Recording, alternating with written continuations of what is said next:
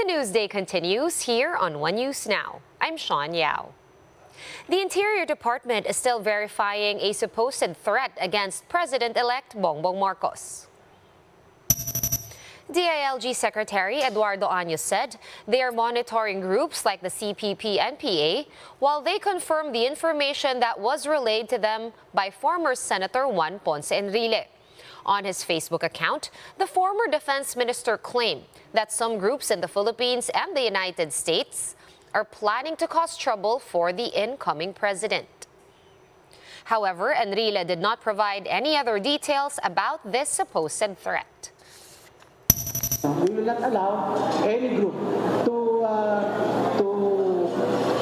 to conduct any various activities, much more to discredit the incoming administration.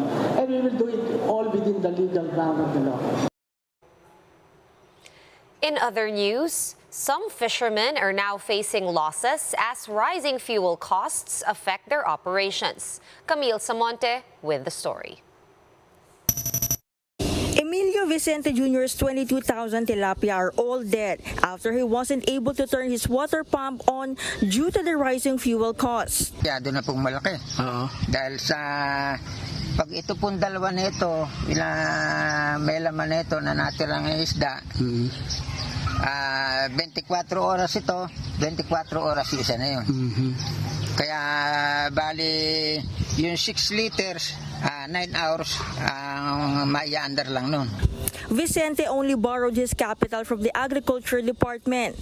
But now, the department is asking him to explain why his tilapia died. Paano po mangyayari nga kako? Mukha atang hindi tulong, gipit ang nangyari sa akin. Dahil siyempre, ipinundar ko pa yung lahat ng mga makinarya ko, ipinundar ko yung lahat ng struktura ko bago ako maapagpapiga o bago ako maapag-alaga ng tilapia. Dapat to sana, meron man lang akong grace period na 3 buwan o 4 na buwan bago ako magbayad. Some fishermen under Pamalakaya, Pilipinas are also decrying the high prices of fuel. They say the government's fuel subsidy is nowhere near enough. Marami nang hindi pumapalaw dahil nga yung 80% ng gastos nila sa pagpalaw pinapupunta na lamang sa langis. So kaya yung iba hindi na pumapalaot, naghanap na ng ibang trabaho. The group also protested in front of the Office of the Agriculture Department, slamming the continued importation of fish from China. According to the group, over 38,000 tons of galunggong, sardines and mackerel have been imported from China. Ang nakakalungkot pa, yung importasyon na ginagawa ng gobyerno, ng Department of Agriculture, ay mula sa China na nagmumula din naman sa ating mga karagatan. Tayo yung kinuha ng isda tapos tayo yung nag-i-import sa kanila para matugunan kuno yung problema sa shortage sa isda. But the Agriculture Department maintained that the country needs to import fish since the local supply is not enough. They add that this also helps balance market prices. Sumatotal, kabuang taon, hindi pa po tayo 100% sufficient sa isda. Marami pong isda sa karagatan, pero again, kasi may peaks and low yan tawag dito, seasonal. Kalahating taon lang tayo nagpapalaot dahil kalahating taon may masama ang panahon. The DA also said that they are looking into ways to ease the problem brought about by high fuel costs. Currently, the department has disbursed some 500 million pesos as fuel subsidy. From this, each farmer or fisherfolk beneficiary will receive 3,000 pesos. Another 600 million peso fuel subsidy is also set to be disbursed next month. Depende po yan sa kaban, sa pera ng ating pamahala. No? Maraming sinasabi na talagang kulang nga. Chief driver, kulang pa rin. So, pero at least meron. Yun po ang sinasabi natin. For News 5, Camille Samonte, we are One News. We'll be back with more stories after this quick break. Keep it here.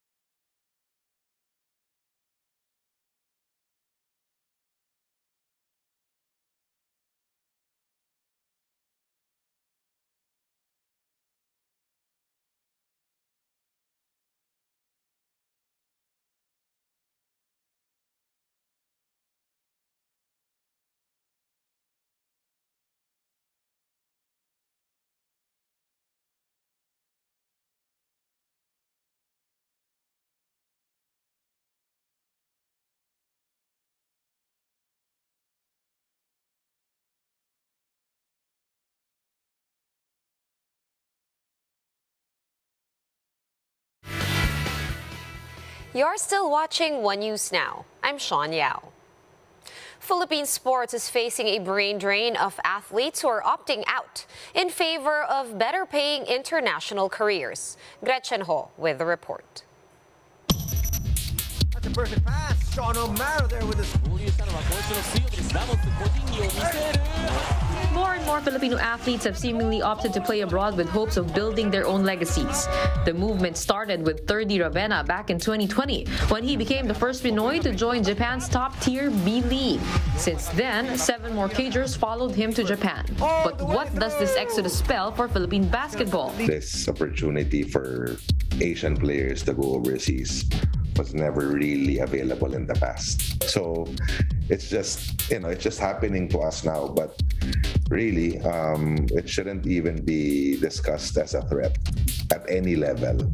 But can anyone really blame these players for signing up in international leagues, especially if it means getting to earn almost 4 times more? A reliable source says an average player in Japan can get paid from 800,000 pesos to 2 million pesos a month, while in the PBA, the highest salary that one can make on paper is at 420,000 pesos a month. So how then can local leagues compete for the best talent? The PBA has the best talent in recent years. It all boils down to innovation, right? Engaging fans in a different level, having the players become real ambassadors of their respective ball clubs. Movements are also happening in volleyball, where doors in Japan, Thailand, and Bahrain are opening up for the likes of Jaja Santiago, Maylene Paat, Mark Espejo, Brian Bagunas, and Joshua Umandal. Salaries in international leagues start at a minimum of 100,000 pesos to 200,000 pesos a month, unlike in local leagues where they can fetch a minimum of 40,000 pesos. In the case of football, while opportunities to play are being had elsewhere, it's a different story. International salaries range from 400,000 to 750,000 pesos and can go as high as 1 to 1.2 million pesos a month. For sheer ability talaga, kinukuha ang Filipino players overseas, not for marketing or commercial reasons. Kasi wala silang makukuha dito eh. Sa totoo. But with the Philippine women's football team having entered the FIFA World Cup for the first time in history, Sedelf believes there is momentum on football's side. He only sees the challenges as an opportunity to get better. Gretchen Ho, We Are One News. And here's a quick look at today's other top stories. Newly appointed Supreme Court Associate Justice Filomena Singh has tested positive for COVID-19.